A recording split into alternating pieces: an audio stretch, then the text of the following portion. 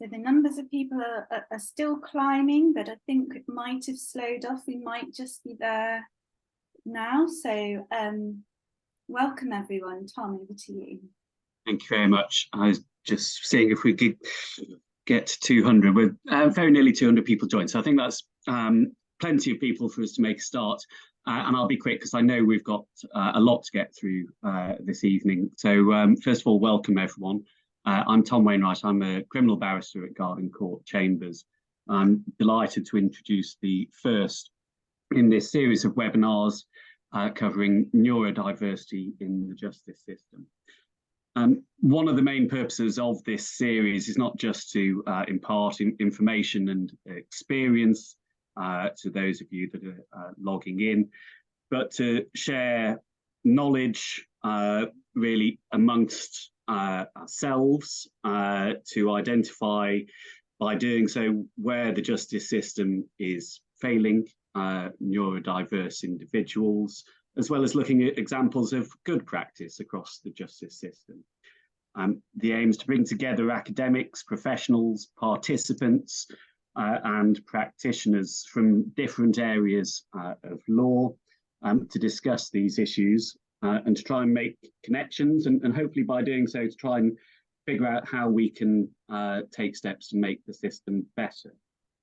I know a great deal of work's going on in these areas, so if anyone does want to get in touch with ideas or projects or anything that Chambers may be able to get involved with, help with, publicise, I'll put an email address in the chat, and please do drop us a line. And for people as well, I think many of you will have already done so, please do sign up for the other webinars in this series. I won't go through all of them. The details are on the events page. The next one is on the 21st of November about representing neurodiverse clients. And we finish, I think it's in April, looking at neurodiverse lawyers, both celebrating the advantages and positive aspects that neurodiverse lawyers bring to the profession, as well as looking at realistically some of the difficulties and barriers that they may face. So they all look like fantastic, interesting, I hope helpful webinars. And without further ado, I'm going to hand over to the wonderful Jodie Blackstock, who's going to be chairing this evening. Thank you so much, Tom, and thank you everyone for joining us. Welcome to Garden Court on a virtual platform. We're really pleased to be able to bring all of these events to people and that you're so interested in joining us for them. Just to remind you, as I'm sure everyone knows at these events, this event is being live streamed and recorded. The recording will be uploaded to our YouTube channel in due course, and the link for that and slides from the presentation you'll see today will be sent to everyone afterwards. If you have any questions, please do pop them in the Q&A box as we go along, and we'll aim to answer as many of those as we can. We've got a tight time schedule to keep to, and some really interesting speakers. So we'll see how we go with those questions, and hopefully you can bear with us if we do run over a little bit. So for this seminar, we're really introducing you to what is neurodiversity. The National Autistic Society estimates that 1 in 100 people have autism, and 700,000 people in the UK have that neurodiversity. That really is scratching the surface of what it is we're talking about, but it illustrates that this is a large group of people and people that we need to be aware of in all of our walks of life, but particularly in the justice system. So we're going to try and give you an introduction to the range of neurodiverse conditions and differences, and the co-occurring conditions that can be associated with them, as well as the heightened impact that legal proceedings can have on communication and processing difficulties for our neurodiverse clients. Our aim is to demonstrate how a fundamental right to effective participation in your case as a client is impacted for people who are neurodiverse, and to set up the importance for all of us of adapting to our clients' needs, and that this will be further explored in the subsequent sessions in this series. So I'm delighted that we've been able to have the wonderful speakers with us today who joined us. Can I introduce you to Caroline Finlayson, who will speak first, and she's the lead speech and language therapist at Cornwall Partnership NHS Foundation Trust. She's been a speech and language therapist for more than 20 years, and since 2009 has worked in adult autism and learning disabilities services, where her passion lies in enabling communication to work more successfully for those people. She's also an intermediary and has done many cases where she's supported people to give their evidence and to undergo cross-examination, people who have vulnerabilities in our justice system. I also want to introduce you to Tracy Hammond. Tracy, give us a wave because you're just going off the side of the screen there. There we are. Tracy is a Research and Innovation Director at KeyRing Living Support Networks, and she has been leading their criminal justice policy work for many years, and she's very passionate about getting the stories of people who have been poorly served by the system into the domain of decision makers and, of course, as we're here today, legal professionals. She also assists with the Working for Justice group, and I'm delighted that we have two members of that group with us today, Danny McDowell and Darren Heads.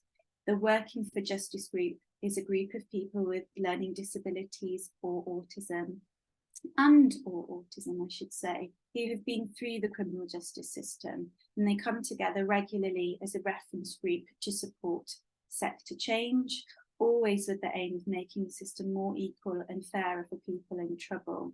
And I've had the privilege of attending one of those sessions and speaking to the people up there. They meet in Birmingham. We used to, I don't know if you still do, and found it incredibly helpful. So I'm really looking forward to hearing from them. Without further ado, then, I'm going to hand over to Caroline, who will do the mammoth task of trying to introduce us to an area which is very complex in a very short period of time. Thank you, Caroline. Hi, good afternoon to everyone. I'm just going to try and start sharing my screen, so bear with me for one moment. That's it. Jodie's already done my introduction, so I don't need to introduce myself any further. So yeah, this is the title of the presentation that I'm going to be delivering for the first part of this session. Neurodiversity, what is it? And as far as possible, give a little insight into my own intermediary experience. So today, these are the things that I'm going to be trying to cover in the next 20 minutes or so. So what do we mean by neurodiversity? How can you as professionals or practitioners or people within the criminal justice system, how can you be aware of this? I was asked to touch briefly on what is autistic masking, and then to talk about my own intermediary experience. And I will be impressing on you today about the importance of visual cues for people who are neurodivergent. Okay, so the terms neurodevelopment, neurodiversity, neurodivergence, and actually I have missed one off, which is neurotypical. So very briefly, neurodevelopment is the term that we would use to talk about or to describe the cognitive features that we are all born with at birth or given at birth. So those features will include things like our working memory, which is the memory we use to actually remember what is being said and what we're saying at the time, our short-term memory, our long-term memory, our communication ability, our language skills, our processing skills, our physical abilities, our spatial awareness, our ability to identify and recognize emotions within ourselves, amongst other things. So we are all born with a set of features or abilities that relate to those features, and we will all have strengths in some of those areas, and areas where we all need a little bit more support in order to help us function in our daily life. So that means, so the next term is neurodiversity. And that means we are all neurodiverse. We all belong to that community, every single one of us. If we then try to think about the normal distribution curve, or the bell curve that is used in statistics, where there's a bulge of sort of a population within the middle of the bell curve, we might say that the neurotypical population is that. So we are the bulk of the people who feel like we are able to manage the demands, meet the demands and the challenges of our daily lives without the need of too much or noticeable or significant extra support or needs to help us function. Thinking about that bell curve again, neurodivergence, or if people consider themselves or they are considered to be neurodivergent, that means that they sit away from that middle section of the bell curve, where where they then become identified as being unable to function and meet the demands and challenges that are placed upon us all in our everyday lives.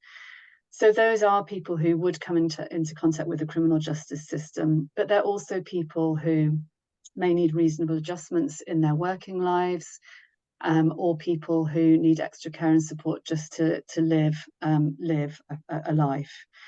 And so that's why exploring neurodivergence, or the needs of the needs of somebody who is neurodiverse, is so complex, because we need people to be able to think about all of those different cognitive functioning sort of areas and look at somebody's individual strengths and weaknesses within that. That's too big to do for every individual who's coming into contact with the criminal justice system. But us as intermediaries, we do have the privilege of being able to start to identify the critical areas that may need support or special measures to be made in order for that person to give their evidence and be cross-examined.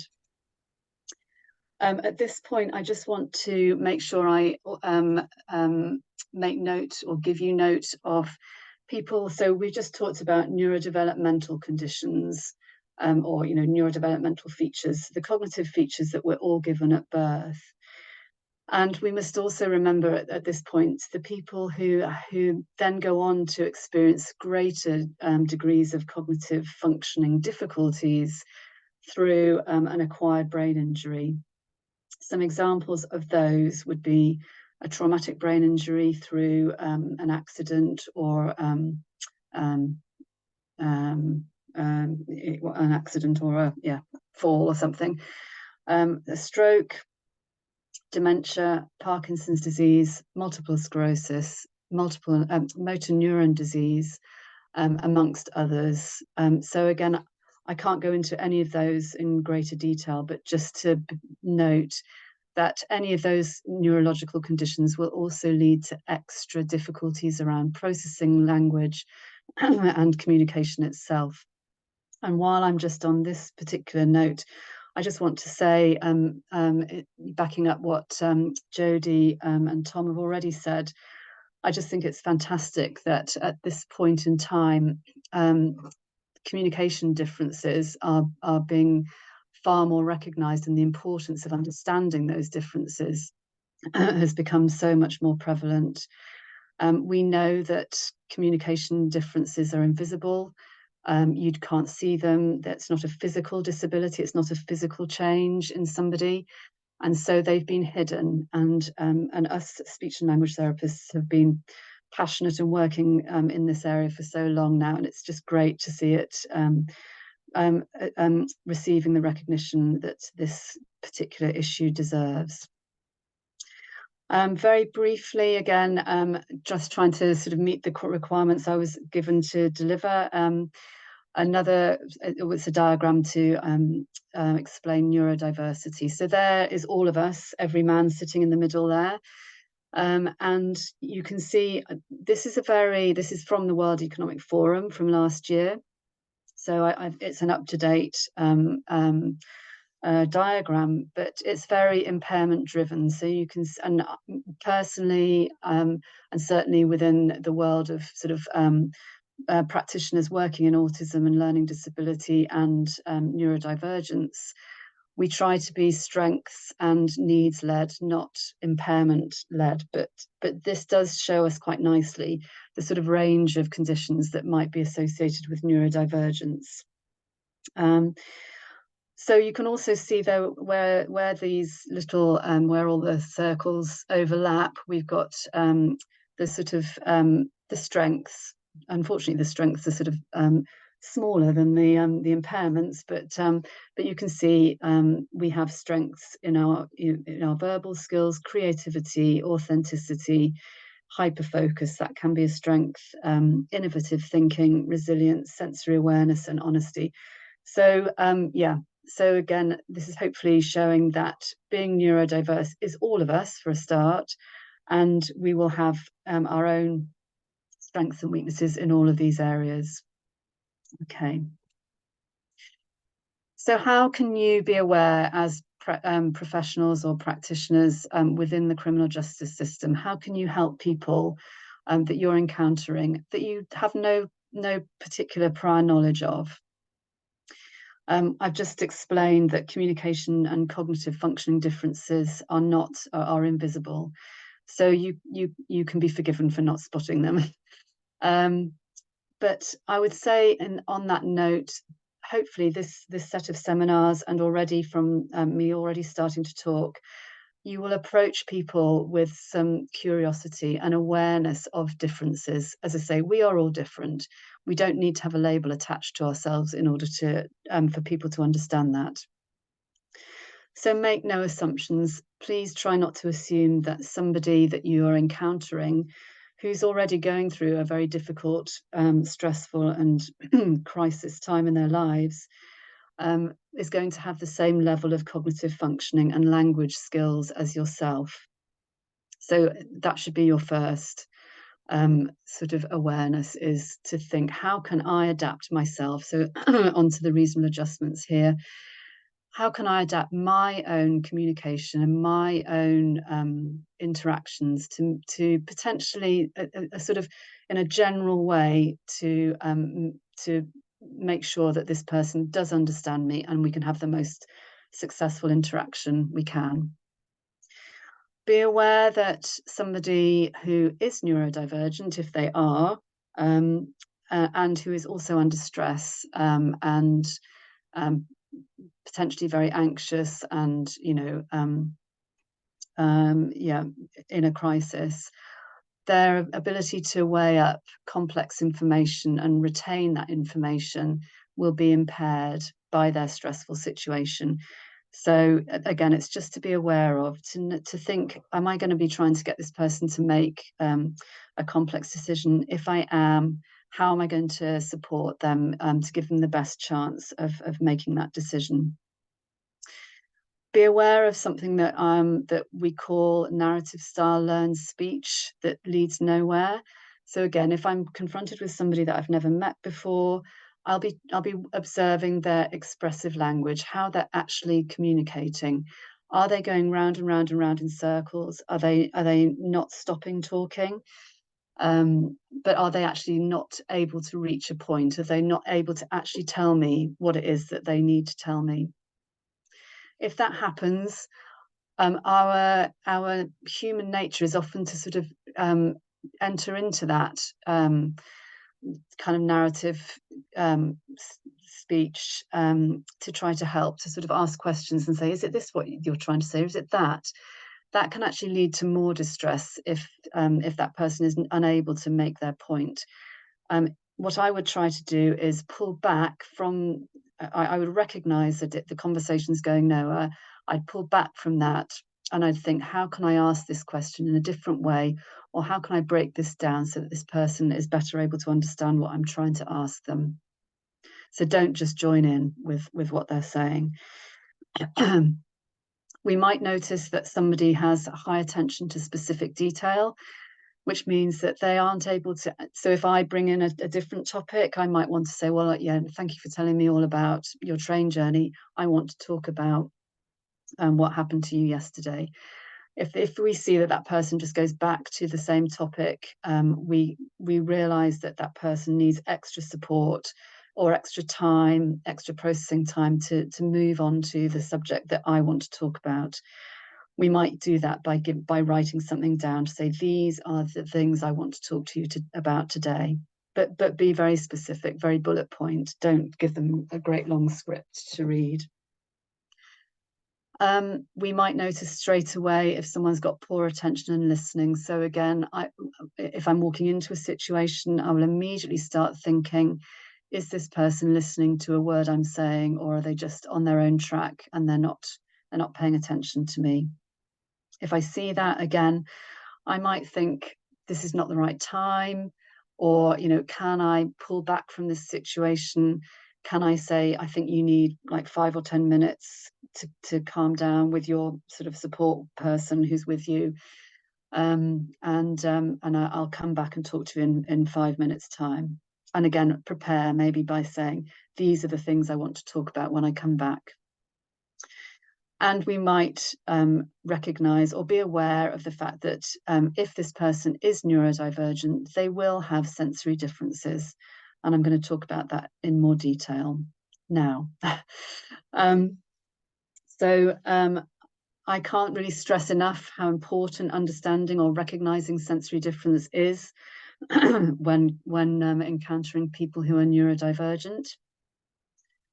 What we mean when we talk about sensory differences is that the literature will tell us that we have 5 peripheral or perhaps traditional senses that we use to experience the world around us and our kind of immediate environment that we're in.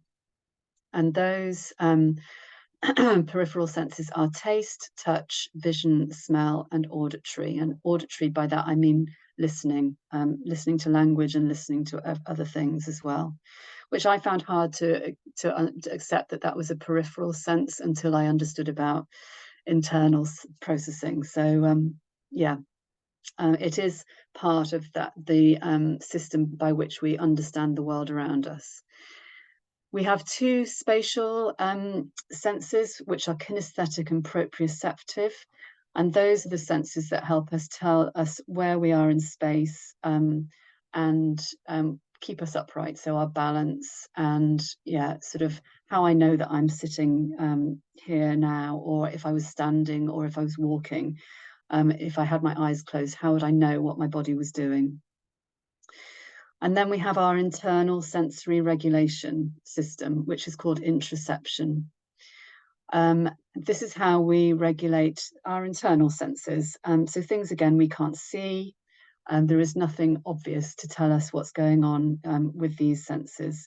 And this is how we moderate things like recognizing when we're hungry, thirsty, when we're in pain, our temperature regulation, our tired, our levels of energy, and recognizing and understanding our feelings. I would say, and expressing them, but that's kind of an extra bit of complication that is also a challenge to most of us. And the need for the toilet and things like that. So the bottom 2 sections are in black. If a neurodivergent person will struggle partly to recognize when they have difficulty or when they're feeling something inside themselves, and also to kind of integrate all of those different senses and things that are coming at them. So they may be only able to focus on one particular piece of sensory information. So if I am neurodivergent and I am unable to regulate or integrate or recognize all of this sensory information, I will become overwhelmed and anxious. I will not be able to process things around me. And most significantly, I will not be processing language because I'll be too busy focusing on my internal stress and distress. So just a slide to indicate anxiety makes it very difficult to process language. And bear in mind that most of us are meeting people when they're extremely anxious and distressed. What can you do? So again, in my role as an intermediary and also as a speech and language therapist, I wouldn't focus on the key subject matter straight away, because going in and trying to talk about the most distressing thing is going to be really difficult for that person. So I would ask about more stuff about getting to know them. That might be just building a rapport, or it might be asking specifically about themselves and their abilities. So if you know that they have a diagnosis or they are neurodivergent, then you can start with that. But you can also just ask and see if they do know whether they are. You can ask, how does that affect them? And they will hope, and my experience is, certainly as an intermediary, is that people usually have the language ability to do that. What can I do as the professional or the clinician or the person who I consider that I have flexibility in my way of communication, so I can alter the way I communicate to meet somebody's needs. So what can I do to make communication or this interview go easier for you? And then these are the two questions I always ask people when I first meet them as part of my communication assessment. Do you think that you understand everything that is being said to you or that I am saying? And can you always say exactly what you want to say? Obviously, I don't ask them straight after each other. I talk about them. You know, they're open questions that require exploration. So a lot of what you can do in terms of reasonable adjustments and adjusting your own communication happens before you meet the person and is to do with our own preparation. So before you go in to see somebody, you will need to be thinking about your manner. How are you coming across? If you come across as sort of under time pressure, sort of stressed and anxious yourself, that will increase the anxiety in the person you're trying to communicate with. Try to build a little bit of rapport, even if it's only, you know, a minute or two. Try to just put that person at their ease. I don't need to tell people that, I'm sure. Sometimes it's necessary to prepare somebody, again, if they are neurodivergent. So it might be that you want to go in, do your sort of little bit of rapport building, and then say, I'm going to come back to you and I'm going to give you 5 minutes. I'll come back to talk to you then. And these are the areas that I want to talk about. So again, note down key topics and say, this is what we're going to talk about when I come back. So give that person time. Something that's absolutely fundamental, thinking about all of that sensory processing difficulty that's going on for people, and just everything I know about language and understanding of language is people, anyone with any neurodivergence or any differences in their cognitive functioning needs extra processing time. So make sure you're giving people the time they need to process what you're doing and saying. Jodie mentioned earlier about sort of, you know, trying to make challenge the justice system and the systems within which we work. This is true of the NHS too. How do we actually make the adjustments we need to meet the needs for people? Unfortunately, because we're talking about cognitive differences, this by definition means that people need more time. We cannot necessarily expect to operate at the speed at which current life expects us to operate at. And you may need to have multiple sessions than you might do normally. When you've met somebody the first time, you might be thinking, actually, this person can only cope with even maybe one key piece of information, or maybe, I mean, I would talk about up to maybe 3 or 4 key pieces of information if that person is managing quite well. So what are they going to be? What are the key messages you want that person to have by the end of your meeting with them? And write them down. so that they've got those messages to take away, and write them down in bullet points if you can, so it's nice and clear. And clarity on plans in general, so try to be specific about when you're going to see them again, and if possible, stick to them. Very briefly, I was asked to talk about autistic masking. I know when I was looking up information about it, there's a new book out called Autistic Masking, Understanding Identity Management and the Role of Stigma. So that has just been published. So for people who have a particular interest, I'd recommend looking at that. The National Autistic Society definition is that it's to hide parts of oneself in order to better fit in with those around us. Excuse me if I don't quite read that out correctly. My little bar of people on the panel is down the side, so I can't read my slides fully. But this gives the impression that one is more able, competent, or knowledgeable than one might actually be. I'm sure this speaks to, well, I would imagine it speaks to everybody listening and in the room. We all do this in some circumstances, and it's exhausting for all of us. I mean, I don't know about anyone else, but I can think back to my early days as being a speech and language therapist, and then subsequently my early days of being an intermediary. And I know how exhausting it was for me to just act in the way that people expected me to be. Anything that we experience as neurotypical people will be experienced the same. Will still be experienced by neurodivergent people, but it will be experienced more and to a greater degree and a greater severity. And that's why we see people who are autistic have such sort of impulsive or reactive sort of, you know, they react very suddenly and quickly to something that seems quite minor or minimal to us, maybe to the conventional society. When autistic people are masking for long periods of time, it will lead to autistic burnout and crisis. And we often see that autistic people experience autistic burnout and crisis more quickly and more sort of rapidly than the average person. And again, that makes sense because they are neurodivergent. So things that we might easily be able to cope with in our lives may create an actual crisis or a burnout. Once people start to understand their neurodiversity better, their sensory differences, their needs when it comes to communication, this burnout can be mitigated. I don't think it will ever, well, I'm talking to the autistic community, we can never reduce it to zero, but understanding it better and understanding one's own needs means that you can recover from a crisis more quickly.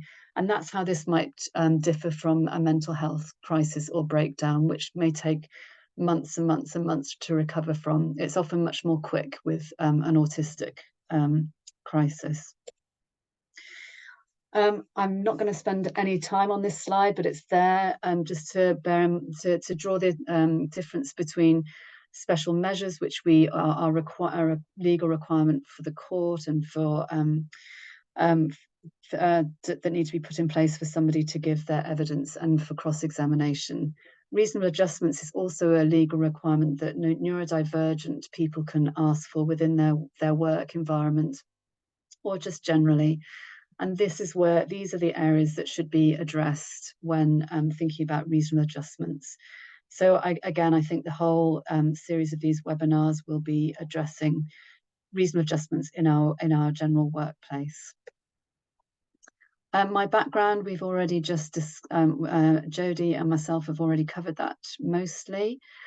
So I just want to quickly describe, I've only got time to talk about one case. My experience generally of working with autistic people as an intermediary has just been fantastic. And I feel so humble in being able to empower people to give them their voice in one of the most stressful situations that they will have in their lives. And I love seeing the impact that having an intermediary can have on that person being able to deliver their evidence. This particular case was a number of years ago, a 30-year-old autistic man who was living alone. He insisted he really wanted to be independent, but he was extremely vulnerable because he believed everything anyone would say. So a gang of drug takers and people who were dealing in drugs befriended him and assured him that they were their friends, even though he would not have considered them friends. I think a neurotypical person may not have seen them as people you would want to be friends with. They cuckooed him and they moved into his flat, and it was used as a drugs den and a place where dealing took place.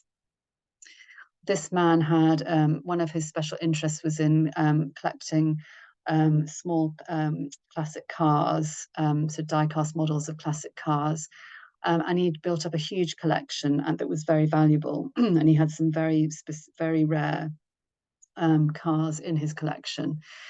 And one night, while he was under the influence of Class A drugs, some of the gang members boxed up and took away all of his collection to be sold for money for drugs in front of him. And so again, just because I've got so little time, I haven't gone into great detail about my own involvement, but I obviously did my assessment. Special measures were agreed. He was allowed to have an intermediary.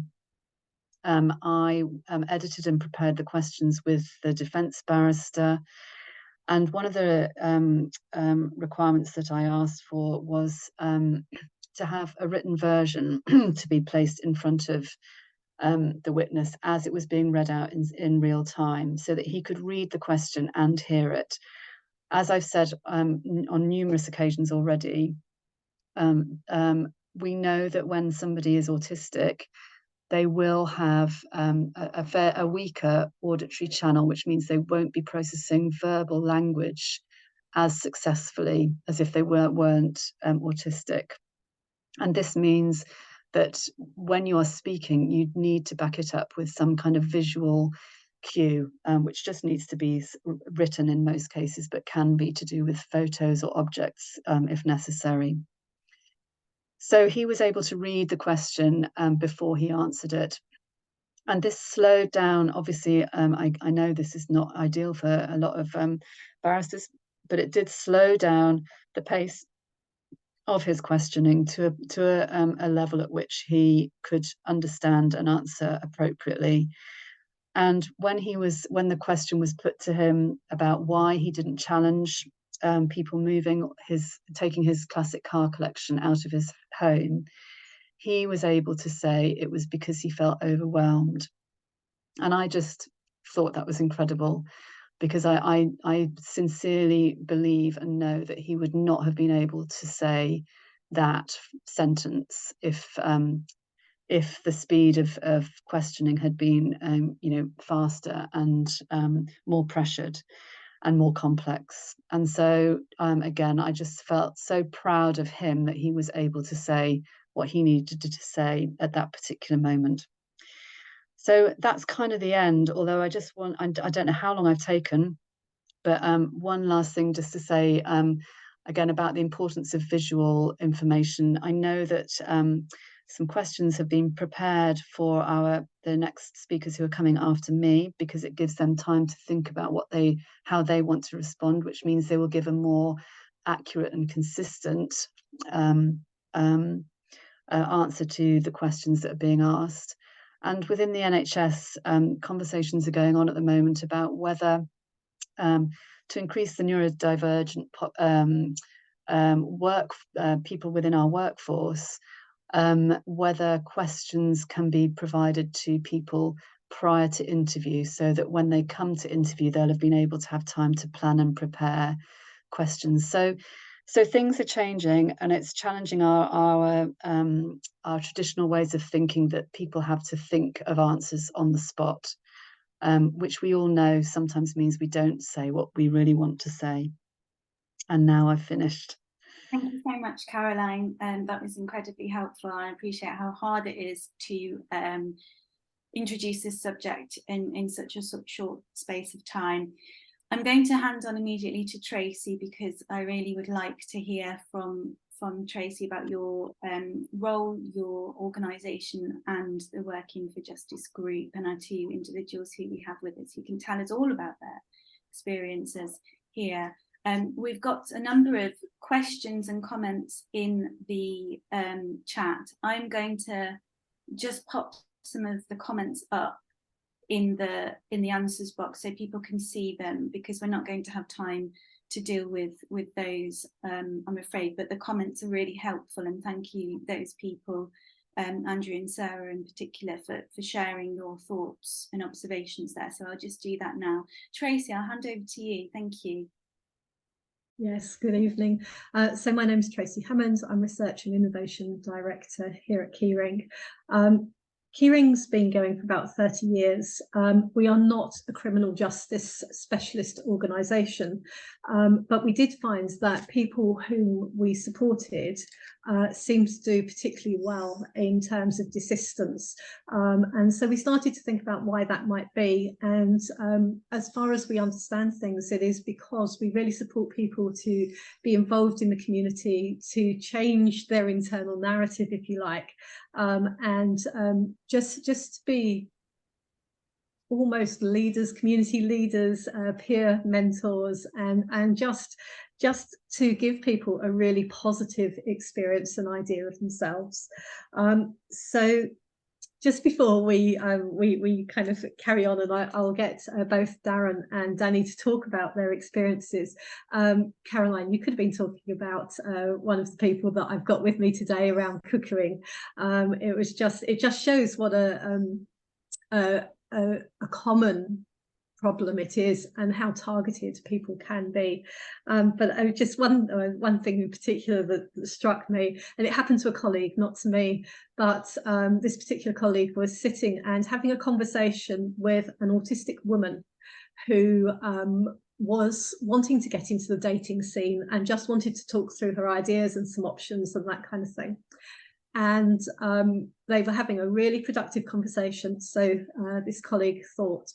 And then all of a sudden, without any warning at all, the woman got up, jumped away and said, "Gotta go, bye." And with that, left really quickly. I'm sorry, I've just realised my video didn't come on when I clicked video on. So she just left. You, but yes, well done for noticing. Yeah, I'm so sorry. I did click it, but it didn't work. So she just said, "Gotta go, bye," and left. And the colleague was quite surprised by all this. So he gave her a little while to kind of settle down, and then contacted her and actually said to her, "You know, how did you think the conversation was going? I thought it was really positive." And she was like, "Yeah, I'm so sorry I ran out on you." Neurotypical people blink once every, and she gave the exact statistic. And she said, "And I have trained myself to do this, but it is so tiring that I did it for so long, and then I couldn't do it any longer." And it just made me, that one's always stuck in my mind. I think because when we work with people in the criminal justice system, they don't have the option of leaving. So it might be that they're in behind perspex, behind the dock. It might be that they're in a prison cell. It might be that they're being interviewed, but they just can't get out and get up and run out. And that makes the overwhelmingness that Caroline was talking about just so intense and so difficult for people. And then we expect them to continue to function and to ask questions when the whole world around them is absolutely screaming. Anyway, I am going to get off my own bandwagon or soapbox, and just first of all I'd like to bring Darren in. Darren, do you have your sound on? You do? Yes. Perfect. I just want to relate to Caroline about that 30-year-old man. That I was in the same position, and before I came into KeyRing, my flat was overrun with with because I befriended a drug baron who turned my place into a smack house, and I could really relate to what you said. I'm so sorry to hear that, but yes, as Tracy said, it sounds like it's incredibly common. So in many ways, I'm pleased that I picked something that is something that people experience. But I'm sorry that that's happened to you. That must have been very frightening. Yeah, it was. One of the neighbours coughed and on and told the police, and my place got raided, and I got riptied and took along with them because the police knew that I was buried into it, but the not to tip off the ribbon that it was me. They took me in with the raid, but when I got to the police station, I got de-arrested, but they knew that I was a victim. Yeah, I think that's true, Darren, but your place got raided in the middle of the night. You were riptied and thrown into the back of a police van, and you tell it so matter of fact, but actually it must have been absolutely terrifying and actually quite traumatizing. I think the other thing that was really interesting from that is before your place got raided, you were actually used, if I may use that phrase, to do deliveries, and you did get picked up by the police at some point then, didn't you? Yes. But you were too overwhelmed to actually say what was going on, and the situation continued, I think, for some time longer. Is that right? Yes, it did. Okay. So just bringing it back a little bit now, how many times have you been in trouble? It's a number, isn't it? About 4 times. Okay. And so there's been a few times there was a burglary that you didn't really know. Do you want to say anything about that? So, like I said, I've befriended some friends. I thought they were friends and that, and it was a burglary. What I didn't know what was going off at the time, because my friends took us along and told us just to wait outside, just going to see a friend, and then the next thing I knew is I had a tap on the shoulder, and I told them what house my friend went into, and they said that it just been burgled and that, and I got took in for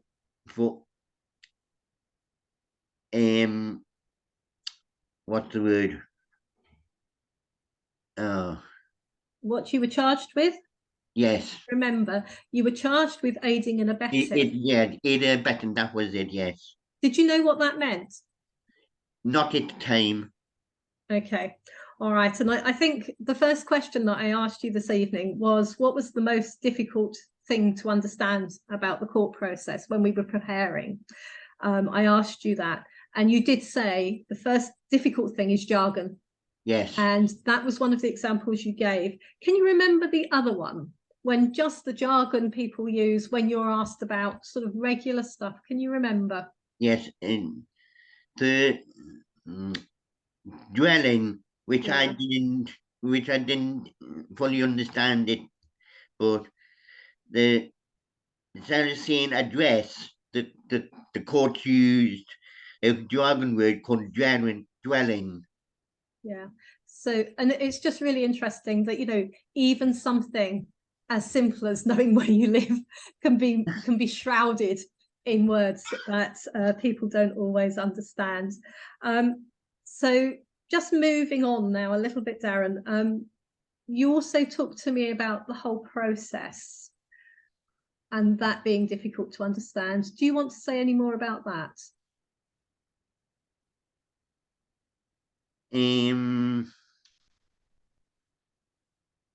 Say again, sorry. Okay, so I'm just thinking, when you went to court, Yes. did you understand what was happening? Not the first time, no. I only I only had a social worker then, and the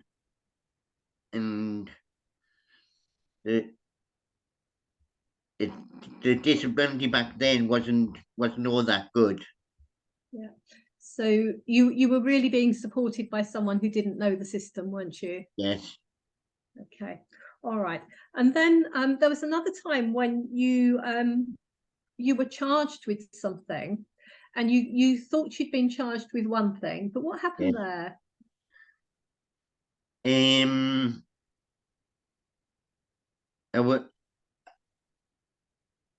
I got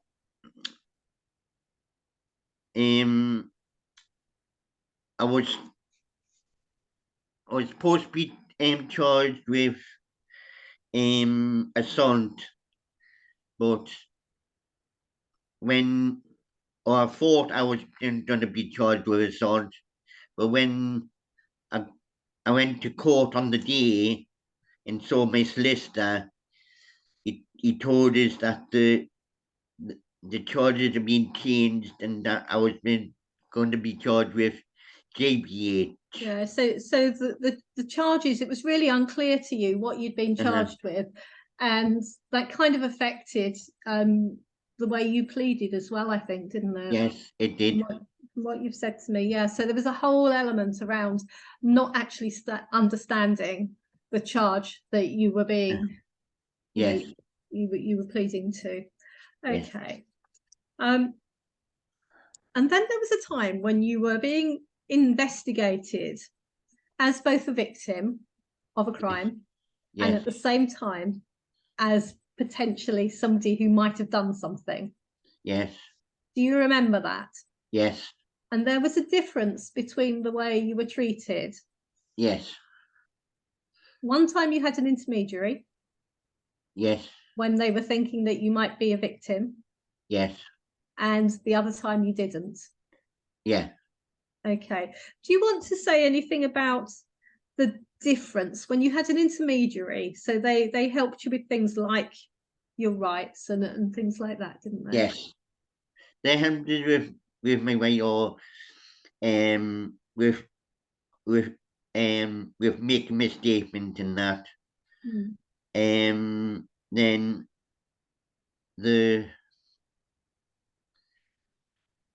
which was good in that, but then on the other side of the coin, I didn't have that because I wasn't the victim then, and it was confusing. Yeah, so it's the same person Yes. with the same kind of set of needs. Yes. But when you're going down one pathway, yes, you've got an intermediary. Yes. When you were going down the other pathway, you didn't. Yes. Which is probably a little bit of a difficulty. Okay, thank you, Darren. Do you just want to turn your sound off now? And I'm just going to move over to Danny because I'm very much aware of the time. Yes. Okay, so Danny, how long have you done in prison, and how long have you spent in the justice system? I've spent 22 years, 9 months, 3 weeks and 2 days in prison. Yeah. My total sentencing then was 736 years. Okay, they ran concurrently. Okay, so this afternoon we were talking, weren't we, about the same kind of thing around understanding jargon and that kind of thing. But we also talked about the difficulty if you can't read and if people aren't sharing information. So I'm just thinking about the thing we were looking at this afternoon about timing, scheduling of events, and when things happen makes a real difference to how things look. Do you just want to explain a bit about that? Well, one of the things is whenever you get court papers and stuff like that there, with me not able to read, I didn't know what was going on. And I didn't want to ask family to read them or anything like that there. The only thing that was read out of it was the witness's statement. No other statement was read out. And I think solicitors and barristers should go through the whole system with you. Yeah. So, but solicitors and barristers shouldn't advise people this is what's going to happen. Like a solicitor said to me once, "Oh, don't worry, Donny, you've already pleaded guilty. You're going to get 3 months." And then it was referred to the High Court. And then the barrister turned around and says to me, "Oh, don't worry about it, Donny. You get 6 months."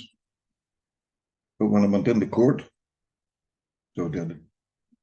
It's the gentleman that sits on the bench, and he gave me 3 years.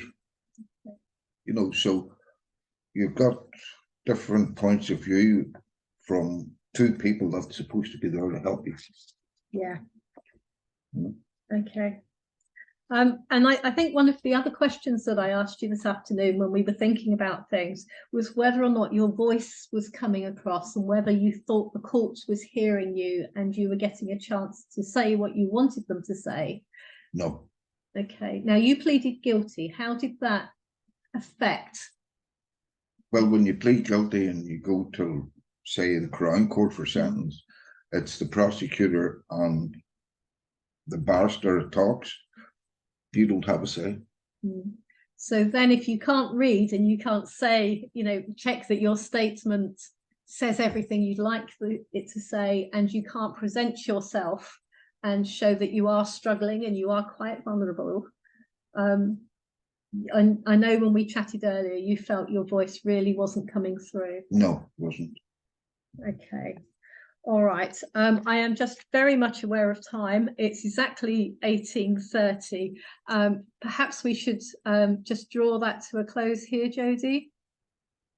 I think even what you've just told us has been incredibly helpful. Thank you so much, Darren and Danny. If there is anything else that you thought you wanted to add after today, maybe you can speak to Tracy and pass it on, and we've got, as you know, a number of these webinars happening over the next 6 months, and we can make sure we feed any other thoughts you have into those sessions, because I know it's been really quick, and I'm really grateful for you spending the time with us today. Thank you for being in the meeting. Brilliant, thank you so much. If people are prepared to stay around for just 5 minutes longer, you'll see that there's been quite a lot of questions asked in the question and answer. I've been trying to field over the really helpful comments that people have been making. Thank you so much, those of you who have done that.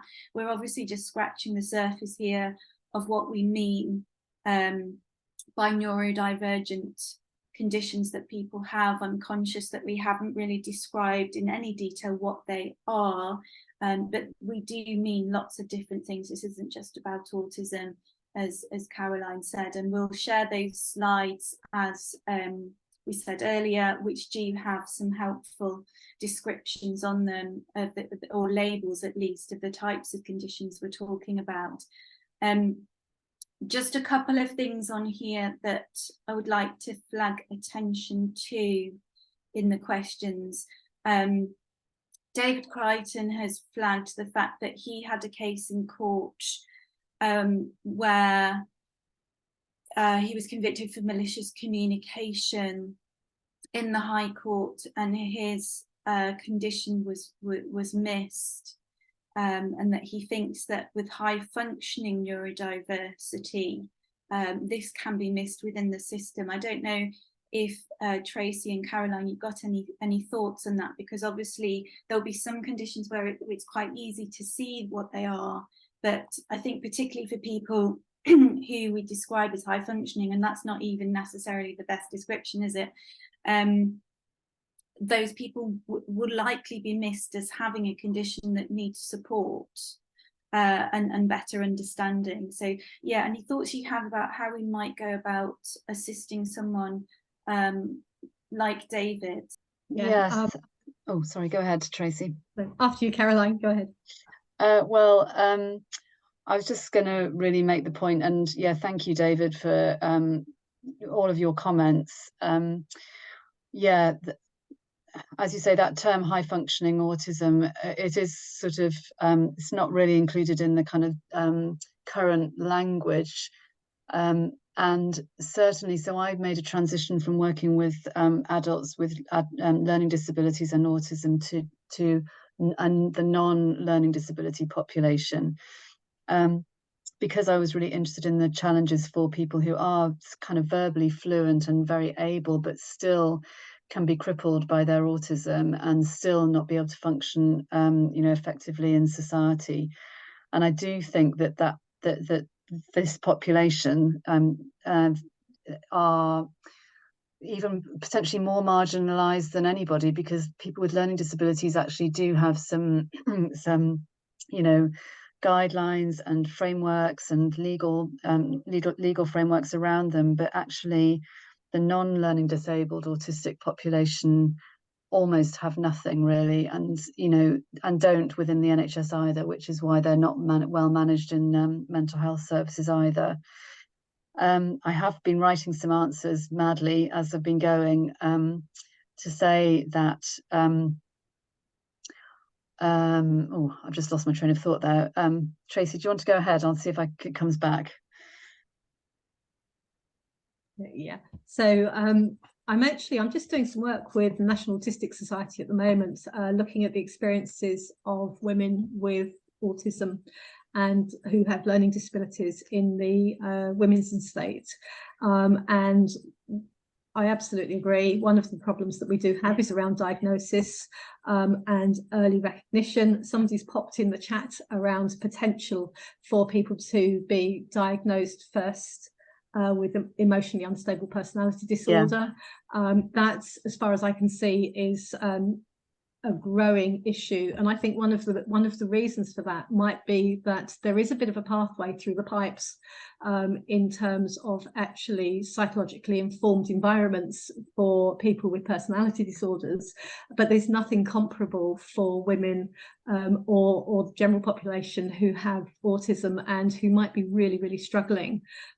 Firstly, to get recognition of their condition, and so I think one of the things that I've really found is that they need to have a comprehensible, so that they understand it, and credible diagnosis, so it actually means something. Yeah. So what does being autistic mean to me? So what does it mean for my life? What does it mean for my offending patterns, etc., etc.? We could go on, and I could go on for a very long time, but it needs to be something. It needs a clear pathway. We need clear diagnosis, and women need to get a really good crack of the whip as well. But I think until we actually are able to recognise autism quickly and therefore to support people appropriately, it is going to continue to be really difficult. And people who have high IQs or above average IQ or average IQs do find it absolutely challenging to get any support at all. I don't think the Care Act helps, but that's a completely different matter. Yeah. Well, it is all interconnected, isn't it? I mean, I think what this demonstrates is how critically important it is for us as legal professionals to be aware of the needs of our clients and where to go to get support for them, to get assessment. So, how do you contact intermediaries? How do you contact support services? Does a liaison and diversion operate in the court building that you're in, or the part of the justice system that you're working in. And I think these are questions that we'll pick up in the next seminars as we go along. But really what we're highlighting here is, in this seminar, is how critical it is for you to have the awareness that there might be a support need or an adaptation required. Yeah, Jodie, can I just sort of reiterate what you're saying there, and what Tracy said is, well, and David's point, well, the point again of the high functioning, because yes, that population of people, you know, will be constantly disbelieved as not having, you know, other cognitive functioning difficulties. And an old term used to be sort of spiky profile, but it does sort of apply, but it's a very simplistic way of looking at it. But that, you know, somebody can sound incredibly plausible or be, you know, a world famous expert, as David mentioned about somebody, one of the world famous experts in autism, but still not be able to function in their lives. And that, yeah, so it's that awareness at the moment that just because somebody sounds plausible, you know, you've still got to look beneath that stone and look for that invisible communication difference or cognitive difference. I'm conscious of the time. We still have 180 people with us, so I'm just going to go for a couple more minutes because of the questions that we've got here and the value of having you with us. And if people can bear with us. Well, I know actually you've got to go and get a train, haven't you, Tracy? So do you need to leave now, or are you okay for a couple of minutes? Yeah, we've got a few minutes. There's one question then I just want to deal with you whilst I've still got you, if I can, and it was a question about family support. I'm just scrolling down to find I'm so sorry, there's so many questions here. I'm just not finding the name of the lady who asked it, but it was a question about it was from Carol, I think. He was saying that she's had lots of support actually, and great solicitors in her son's case, which is wonderful. I think maybe someone's answered this already because I can't find it anymore in the train, so hopefully it has popped up there for people to see. Her question was, what if you need additional support, is there any family support to be found if someone's really struggling? I mean, it might be, you know, Danny and Darren, you've had the support from people like Tracy, I think. I don't know if either of you can say how you found that to be helpful for you compared to being on your own. Have you found it helpful to have Tracy and KeyRing support? Yes, I found it very helpful, and I had, when I was in court, I had one of our managers supporting me for some moral support and that when I was going through court, because at the time I didn't have the Minty agency there, so I just had my key worker. Yes, and Danny, good. I didn't have in court. I didn't have any support at all whatsoever. Yeah. We've had no. Well, I've had no support from. I've had support from Tracy because I'm in the Working for Justice group, but I've had no support from KeyRing because I finished with KeyRing in 2017. Yes. I think there's something really important to recognise here, is that a lot of the people we support, we have supported, and they have remained out of trouble for a number of years. However, as seemingly low level of support reduces, people get back into trouble again. And there is a pattern where either that little bit of support to recognise when somebody is truly befriending you, or whether or not somebody has actually got different motives, or whether, you know, and also the whole thing around budget and financing, that so not having enough money to eat and to put electric on because budgeting is difficult and benefits are tight, is one driver towards crime.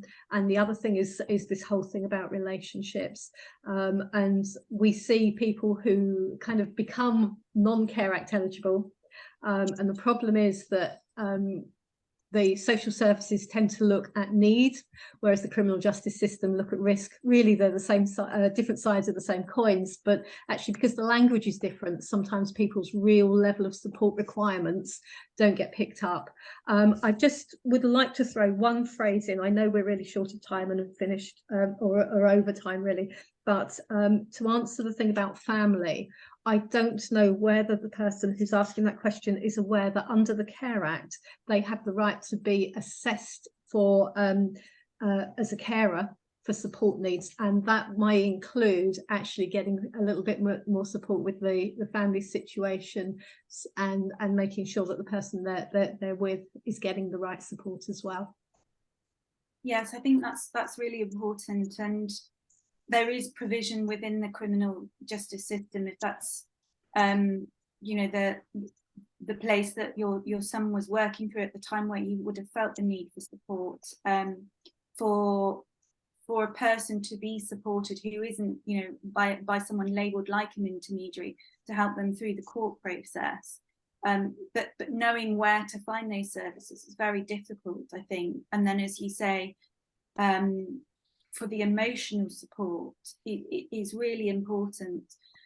I think that's something it would be really good for us to pick up in the next seminars, Tom, if we can. There's just one final question from Alan, which has been flagged, and Caroline said this was an interesting one. There is training that we as barristers are required to undertake, vulnerable witness training, and I'm sure it will come up in the next sessions about how to examine a witness. I think it'd be really good to look at whether that training is sufficient for all the needs that we're talking about here, because it is quite limited. And I think it would be good to look at it again and see, really, are we fully understanding all the needs that people have here and how we should address them. Of course, we don't just question witnesses who are neurodivergent. We have clients who are neurodivergent, and that's critical. Right, I'm going to stop there because I've kept you all another 15 minutes, and thank you all for the 160 people who have remained with us. Oh, 159 now, gone down again. Thank you all so much. Thank you for all our speakers, for all your time and energy, and to Darren and Danny in particular for staying on what is a difficult programme, an online thing for all of us, never mind the two of you. So safe journey home, Tracy and Danny, and we'll hope to see those of you who are still with us on the next seminar occasion. There are also other events coming up at Garden Court for other legal teams. I'm not going to go through those now, but please just keep a lookout on our website for those events that are coming up. And thank you all very much. Thank you very much as well. Thank you.